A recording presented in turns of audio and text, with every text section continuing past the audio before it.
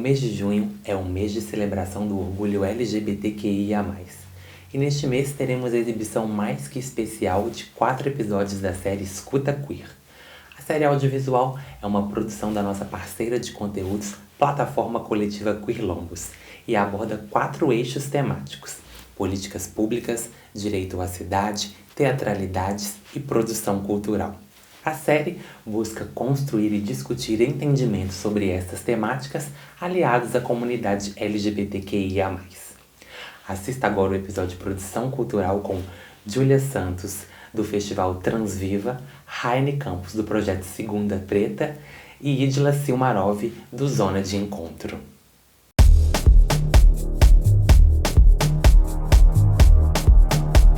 Todas nós produzimos e reproduzimos cultura em alguma medida. Cultura nos constrói e nos constitui como sujeitas em sociedade, a partir de nossas memórias, nossas vivências, nossas ancestralidades. Está presente nos nossos desejos, nas nossas pulsões e ações. O ato de produzir cultura. Em um país aonde culturas, no plural, foram sempre apagadas e subjugadas, sobre um mito de um sincretismo pacífico. Produzir cultura sempre foi a forma de dar luz aos anseios de um povo, aos anseios de um grupo, de uma comunidade. Aqui estamos falando de tecer redes, produzir caminhos, construir discursos, criar acessos e pontes que ligam inúmeros territórios, mobilizam pessoas e grupos em prol da realização de algo. Neste episódio, nossas convidadas são Zona de Encontro, Festival Transviva e Segunda Preta. Tenha um bom episódio. Produção cultural é uma questão muito grande, e aí quando eu puxo ela para o meu entendimento, ela está muito vinculada à ideia de fazer o corre para as coisas acontecerem, né? A gente que é artista e não trabalha com tanto fomento quanto outros, praticamente fomento algum, ela tem a ver com esse movimento de desembolar sua própria história, né? De fazer a famosa correria. Eu acho que tem a ver com uma movimentação também, de uma articulação tanto para executar determinada questão, determinada coisa, quanto também toda a elaboração filosófica, estética, de linguagem que o que você pretende fazer demanda. Então, a produção cultural ela tem a ver com diálogo, tem a ver com parceria, tem a ver com rede, ela tem a ver com criar laços e fazer alianças, sobretudo fazer alianças. Eu não acredito numa produção cultural isolada, que não dialogue com as pessoas, sejam elas os artistas com os quais você trabalha, o grupo com quem você trabalha ou não, assim, mas eu acho que pensar produção cultural é pensar justamente movimentação e aliança. O produtor cultural, a produtora cultural em si, são mecanismos, são meios, são tubos de conexões entre todas as produções efervescentes na cidade, efervescentes no estado, no país, nos lugares, e como esses tubos de conexão colocam para fora, ajudam a doular, a parir esses projetos culturais efervescentes em todos esses lugares. Então eu acredito a produção cultural muito nesse lugar, nessa forma de canonizar mesmo, de canalizar mesmo.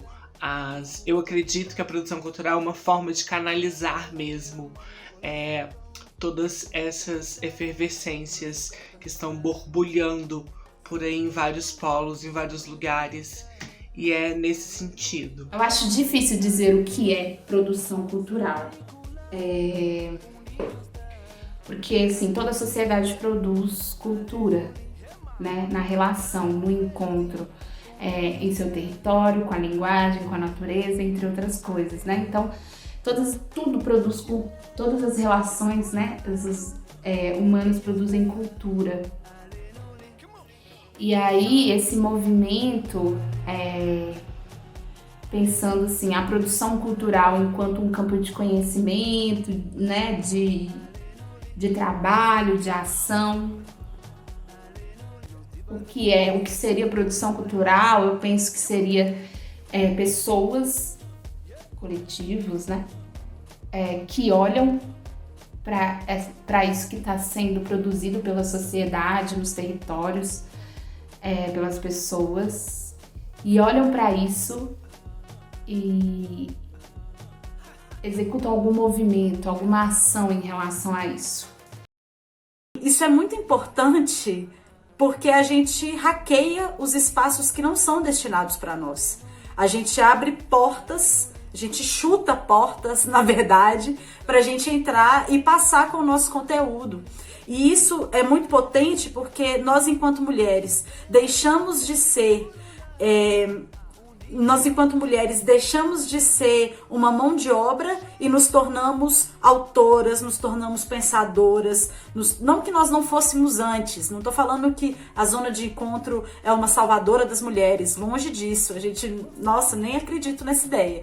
Mas é porque o que eu penso dessa importância de uma produção cultural feita por e para mulheres é de hackear e ocupar um espaço que é nos negado constantemente. O nosso pensamento não é legitimado, a nossa forma de organização não é legitimada, o nosso tempo não é legitimado, os nossos corpos não são legitimados. Então, desenvolver projetos feitos por e para nós é um fortalecimento de uma rede, um fortalecimento dos nossos corpos e das nossas subjetividades. Eu acho que é uma estratégia contra esse capitalismo machista que nós vivemos, contra essas estruturas de poder hegemônicas que regulam nossos corpos constantemente. Então, nesse sentido, eu acho que mulheres produzindo cultura é também uma revolução estética, uma revolução de linguagem, uma revolução de pensamento, de estruturação, de formas de se organizar. Pensando que é um movimento estratégico, né, de pensar uma transformação, um caminho a se chegar, ele já é uma ação de mudança, de transformação. E essa ação de transformação, ela vai afetar o campo político, o campo cultural, social e de alguma forma econômico, né? Eu penso que todas as nossas ações, elas são políticas. E aí, quando a gente vai pensar também nesse movimento de como, né, de pensar nesse entendimento de estratégia de transformação em relação ao social, político, econômico, cultural, eu acho que a gente também tem que pensar quem são essas pessoas que estão envolvidas nessa ação, nesse movimento. Qual é esse território? Quem sou eu, né, nesse movimento? E também, muito importante, como eu estou fazendo isso, né, em relação a tudo isso. Como eu estou executando essa ação?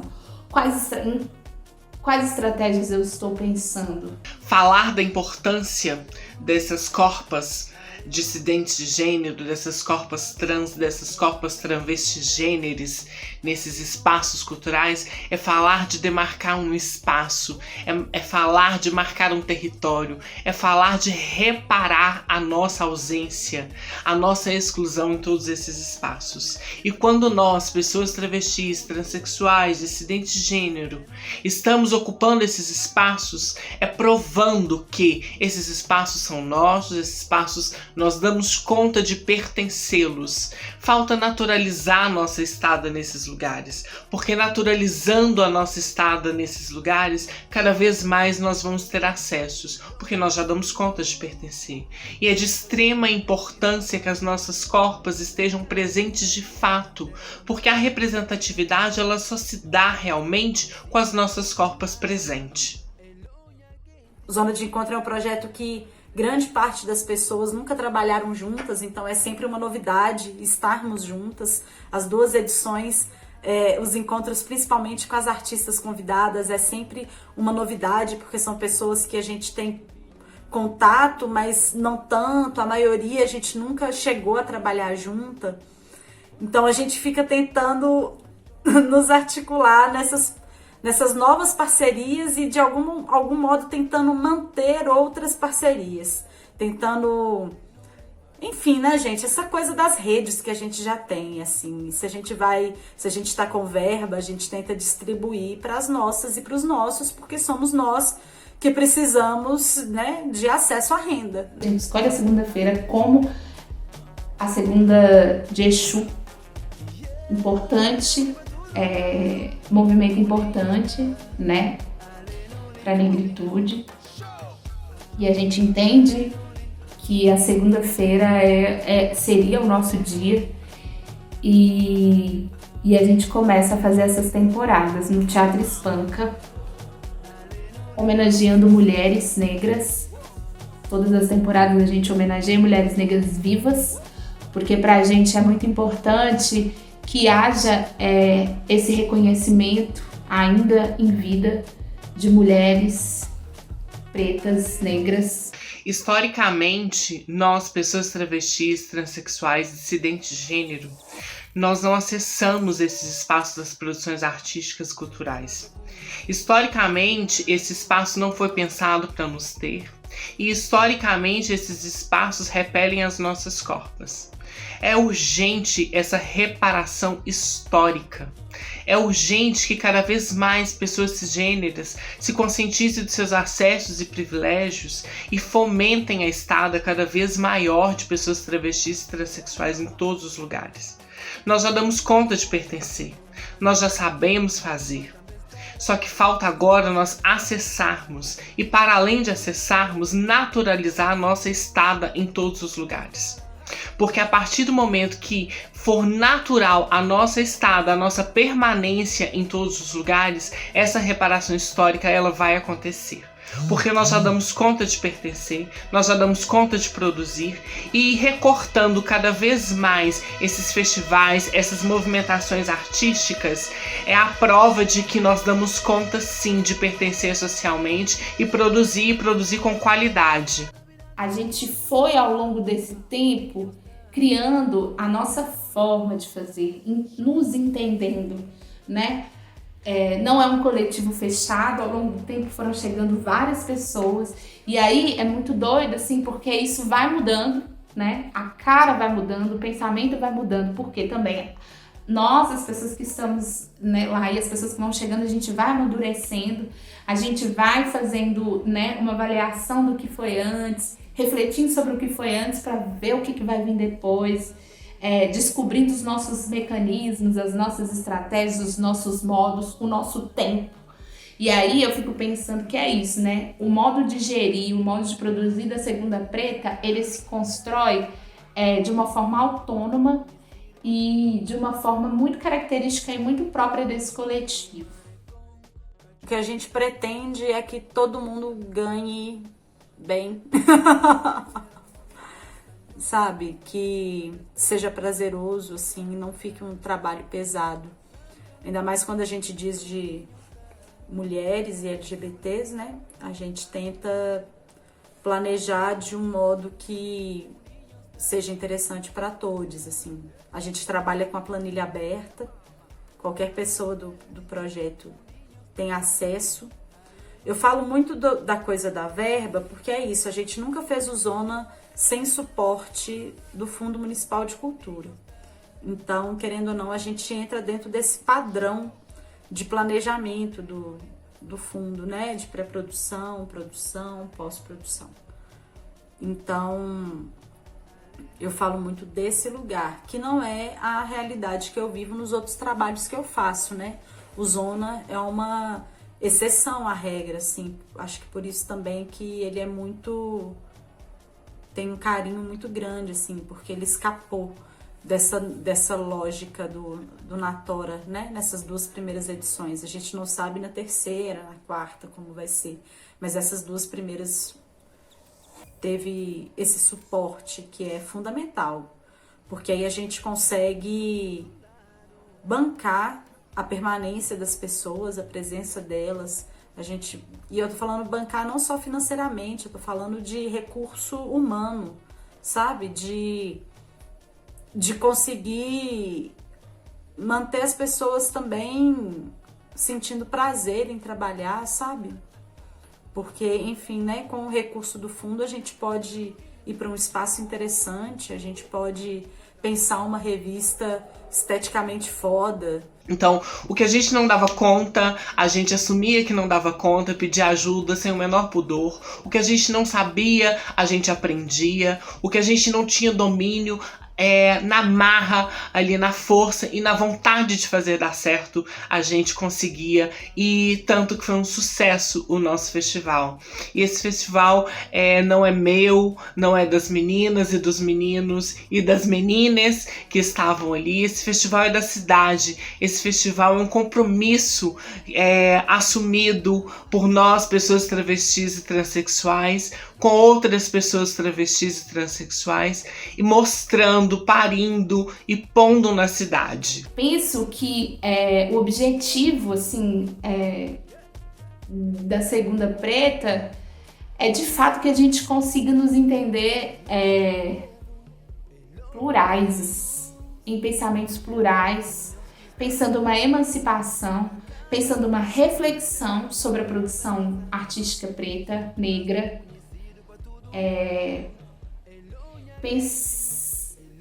e pensando outros modos de existência, outros modos de se fazer e de se pensar arte e produção cultural e gestão cultural.